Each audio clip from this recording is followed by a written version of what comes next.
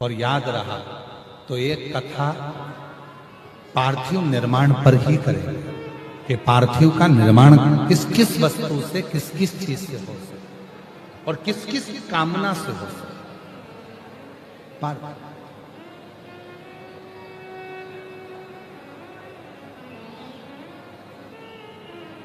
पार्थिव का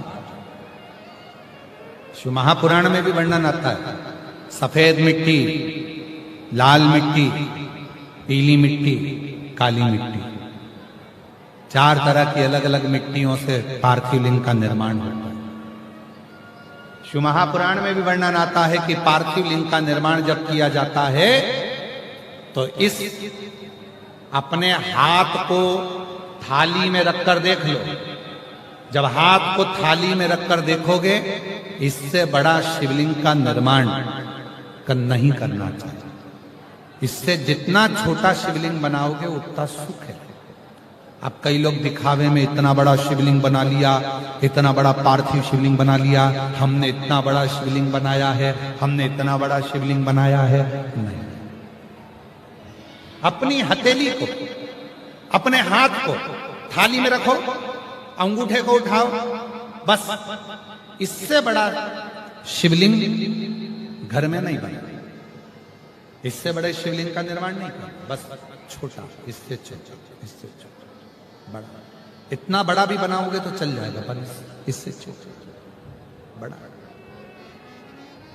पार्थिव पूजन।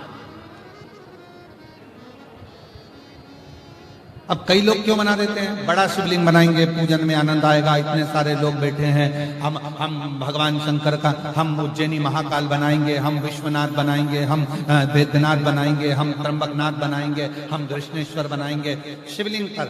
फिर वो निर्माण कर रहे हैं, फिर उसमें अलग स्वरूप दे रहे हैं, फिर अलग स्वरूप का निर्माण कर रहे हैं। शिव महापुराण की कथा कहती है कि लोग कहते हैं कि पार्थिव शिवलिंग में या शिवलिंग में केवल हम भगवान शंकर की आराधना कर रहे हैं, भगवान शंकर की साधना कर रहे हैं। नहीं नहीं, स्कंद पुराण, लिंग पुराण, नर्मदा पुराण, शिव महापुराण, आप गीता प्रेस गोरखपुर की लेकर आओ, उसको पढ़िए। उसमें आपको अध्ययन करने पर मिलेगा कि जब हम पार्थिव शिवलिंग का निर्माण करते हैं, जब हम पार्थिव शिवलिंग को बनाते हैं, या हमारे घर में जो भी शिवलिंग है, पत्थर का हो, पाषाण का हो, पारद का हो, स्फटिक का हो, सोने का हो, चांदी का हो, पीतल का हो, लोहे का हो, लकड़ी का हो, जिसका भी शिवलिंग तुम्हारे घर में, चीनी का हो, जो भी शिवलिंग है, तो ये केवल शंकर अकेले नहीं है महाराज, ये शिवलिंग शिव है। इसी में ब्रह्मा, इसी में विष्णु, इसी में महेश। ये जलाधारी मां पार्वती जी, सीधे हाथ पर गणेश, उल्टे हाथ पर कार्तिक है, बीच में अशोक सुंदरी। इस शिवलिंग के ऊपर जो बूंद बूंद जल टपक रहा है जलाधारी से, वो शिव जी की 5 लड़कियां, जया, विषहरा, शामली बारी, दौतली, देव। शंकर जी की 6ठी लड़की अशोक सुंदरी है। जहां शिवलिंग का पानी जितना मोटा जलाधारी होती है और पानी जो नीचे गिरता है, उतनी जगह 64 योगिनियां, देवी जी की 64 योगिनियां यही विराजती हैं। पानी निकलकर थाली में गया, पात्र में गया, चाहे बाहर गया, जितनी दूर तक वो पानी बहता है, उतनी दूर तक 33 कोटि देवता वहां पर विराजमान होते हैं। भगवान शंकर का जो शिवलिंग है, उस शिवलिंग के सबसे ऊपर का जो भाग है वो अष्ट सिद्धि, शिवलिंग के मध्य का जो भाग है नवनिधि। भगवान शंकर के शिवलिंग के पूरे स्वरूप में, शंकर भगवान के पूरी जलाधारी में, शंकर भगवान के पूरे स्वरूप में शंकर, इसीलिए हमारे सनातन धर्म में शंकर भगवान की जैसे ऊपर मूर्ति दिख रही तुमको, सबसे ऊपर देखो, जैसे शंकर जी की मूर्ति दिख रही है, समाधि में लीन है, नेत्र बंद है, भगवान शंकर की जटा है, हाथ है, छाती है, वक्षस्थल है, जंगा है। हमारे सनातन धर्म में उस मूर्ति से ज्यादा उसके नीचे जो शिवलिंग दिख रहा है तुम्हें काला कलर का, हमारे सनातन धर्म में मूर्ति से ज्यादा शिवलिंग की पूजन है। क्यों है? क्योंकि इस केवल अगर मूर्ति होती तो उसमें केवल शिव होते, और अगर शंकर का शिवलिंग है तो इसमें 33 कोटि देवता, अष्ट सिद्धि, नवनिधि, 64 योगिनी, 33 कोटि देवता, जगत जननी जगदम्बा, गणेश, कार्तिकेय, अशोक सुंदरी, जया, विषहरा, शामली बारी, दौतली, देव, ये सब के सब एक ही शिवलिंग में है। इसलिए हमारे सनातन में शिवलिंग की मूलता है। इसलिए हमारे सनातन में शंकर भगवान के शिवलिंग की प्रधानता है। हमारे सनातन धर्म में शिवलिंग की प्रधानता मानी गई है कि इसलिए भगवान, अगर हम तो यहां तक कहते हैं, जिन बेटा बेटी को अगर कोई सफलता नहीं मिल रही है, मेहनत तो 4 गुना करो, परिश्रम 4 गुना करो, इधर उधर भटकना छोड़ो और मेहनत, अपना कर्म, अपनी मेहनत, अपना परिश्रम बढ़ाओ, और रोज शंकर भगवान के मंदिर में जाकर जब जल चढ़ाओ तो अपनी हथेली को शिवलिंग से थोड़ा सा लगाने का प्रयास करो। अष्ट सिद्धि, नवनिधि तुम्हारे घर में आना प्रारंभ हो जाती है। अष्ट सिद्धि हम क्यों कहते हैं? जल चढ़ाने जाओ, जल चढ़ाकर वापिस आओ तो थोड़ा सा जल घर लेकर आओ, दरवाजे पर छीटो। क्यों कहते हैं? क्योंकि शंकर भगवान के शिवलिंग में अष्ट सिद्धि, नवनिधि, 64 योगिनी, देवी देवता, माता, गणेश, रिद्धि सिद्धि, अमोद प्रमोद, शुभ लाभ सब उस शिवलिंग के अंतर्गत हैं। जल चढ़ाते हैं, उसका भाग थोड़ा सा लाकर अपने घर में जब प्रोक्षण करते हैं, तब अपने आप सारे कार्य सफल होना प्रारंभ हो जाते हैं। उस शिवलिंग में ऊपर, उस शिवलिंग में वो तप।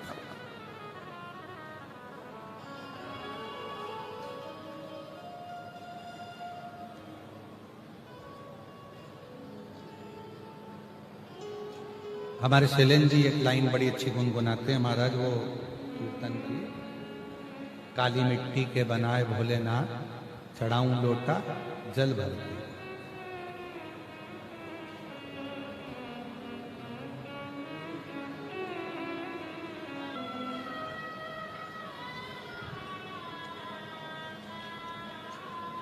और महाराज कुछ नहीं सूझे, चारों तरफ जब दुख ही दुख दिख रहा, कष्ट ही कष्ट दिख रहा, एकांत में बैठकर मेरे उज्जैनी नरेश, मेरे महाकाल राजा को थोड़ा याद करना प्रारंभ करना, तुम्हारा क्लेश, तुम्हारी अशांति, तुम्हारा दुख धीरे धीरे समाप्त होना चालू हो जाएगा। समाप्त।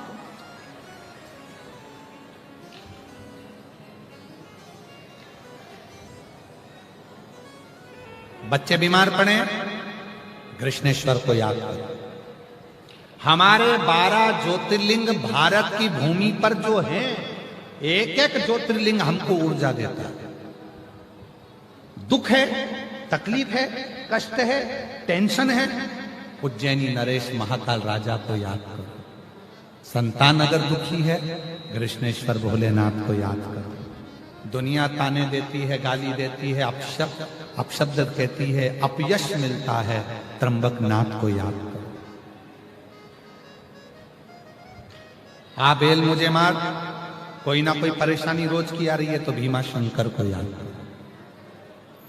भीमा शंकर।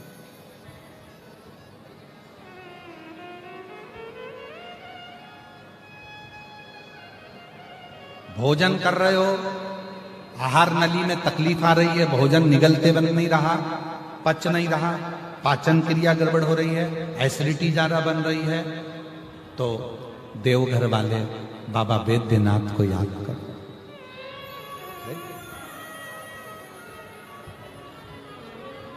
नेत्रों में तकलीफ हो रही है, सोमनाथ को याद करो। सोमनाथ। शरीर में कोई घाव हो गया, भरा नहीं रहा, केदारनाथ को याद करो। ये जितने 12 ज्योतिर्लिंग जितने भी, घर में क्लेश, बहुत अशांति चल रही है, मल्लिकार्जुन को याद करो। लक्ष्य पर पहुंचना है, लक्ष्य नहीं मिल रहा, मंजिल नहीं मिल रही, रामेश्वरम को याद करो। कैसे नाम?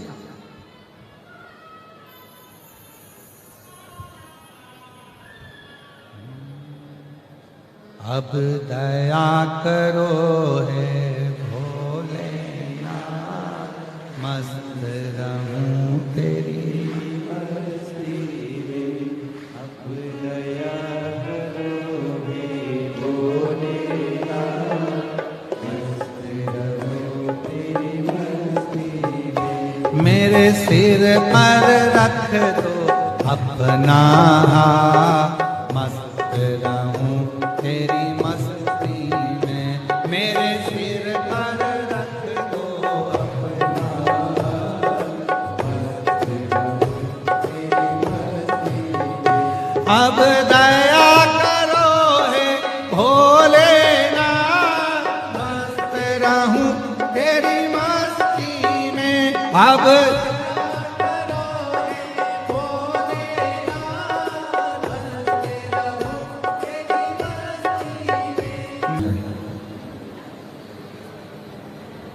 नागमणि विशेला।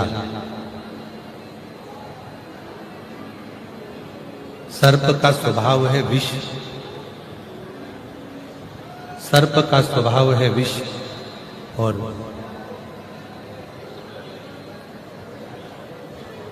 प्रत्येक सर्प में विष रहता है, प्रत्येक सर्प में विष।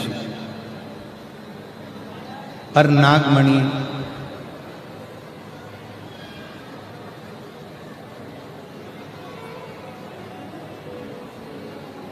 नागमणि विष में सराबोर होने के बाद भी शिव की साधना में लगा, भगवान शंकर की साधना में लगा। शिव साधना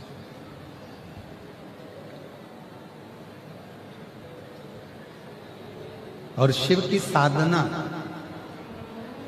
एक संत के दरवाजे पर नागमणि पहुंच, भोजन देखने गया था, भोजन ढूंढने गया था, पर वहां संत पार्थिव लिंग का निर्माण कर रहे, पार्थिव पूजन, और नागमणि उस पार्थिव पूजन को देखने में लगे। पार्थिव पूजन की ओर नागमणि का ध्यान गया। रोज अब नागमणि ने कुछ भक्षण नहीं किया, अब तो केवल अगर नागमणि कर रहा है तो शिव की पूजन का दर्शन, शिव पूजन का दर्शन। जिंदगी में अगर कभी मौका मिला करे, जीवन में अगर कहीं मौका मिला करे, तो शिव के दर्शन जरूर करा। हमारी जिंदगी के संचित पाप जो इस मानव शरीर से हो जाते हैं, इस मानव देह से बहुत पाप होता है, हमारे संपूर्ण जीवन के पाप शिव के दर्शन से समाप्त हो जाते हैं।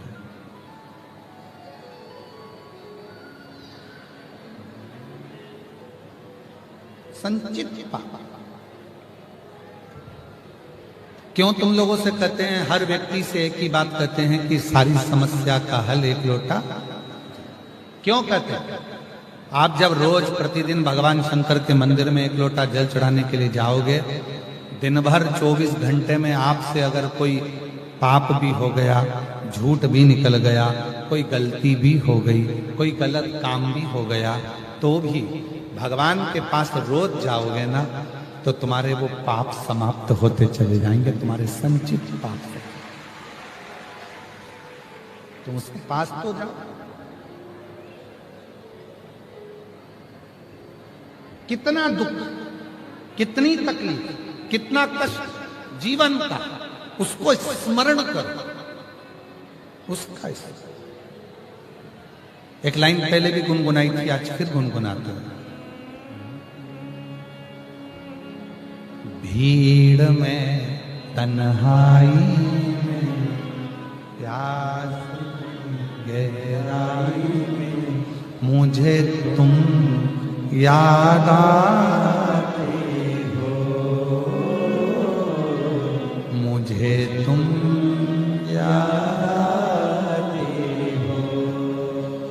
तकलीफ जीवन में कुछ भी, दुख कितना बड़ा भी है, मुझे तुम याद आते हो,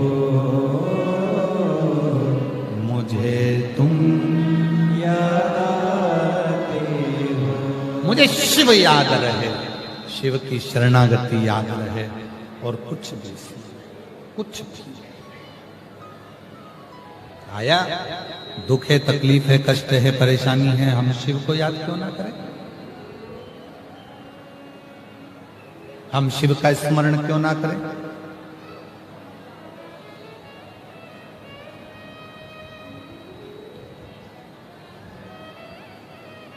ऐसे दयालु नाथ से रिश्ता बनाइए, ऐसे दयालु नाथ से रिश्ता बनाइए, मिलता रहेगा आपको जो कुछ भी चाहिए, मिलता रहेगा आपको जो कुछ भी चाहिए, ऐसा करिश्मा होगा जो हुआ कभी नहीं, ऐसा करिश्मा होगा जो हुआ कभी नहीं। मांगा है भोलेनाथ से वरदान एक ही, मांगा है भोलेनाथ से वरदान एक ही, तेरी दया बनी रहे जब तक है जिंदगी, तेरी कृपा बनी रहे जब तक है जिंदगी, मांगा है भोलेनाथ से वरदान एक ही, मांगा है भोलेनाथ से वरदान एक, तुम जो मांगो ऐसा करिश्मा होगा जो पहले हुआ कभी, जो मांगो। राम जी ने लंका का राज्य मांगा था तो राम जी को लंका का राज्य मिला। भगवान कृष्ण ने 16,108 रानियों से संतान मांगी थी तो संतान की प्राप्ति। मां आद्य शक्ति दुर्गा भवानी ने शिव से शंकर भगवान की आदि शक्ति मांग ली थी तो शिव ने आदि शक्ति शक्ति को दी।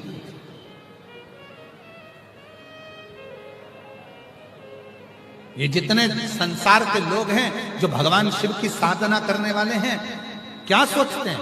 तुम शंकर जी से कुछ मत मांगो, कुछ नहीं मांगो तो भी शिव देता है, मत मांगो तो भी शिव देगा। शिव कौन है? हमारा दादा। शिव कौन है? हमारा नाना। शिव कौन है? हमारा घर का बुजुर्ग। और जो घर का बड़ा होता है, बुजुर्ग होता है, उससे कुछ मत मांगो तो भी वो देकर ही भेजता है।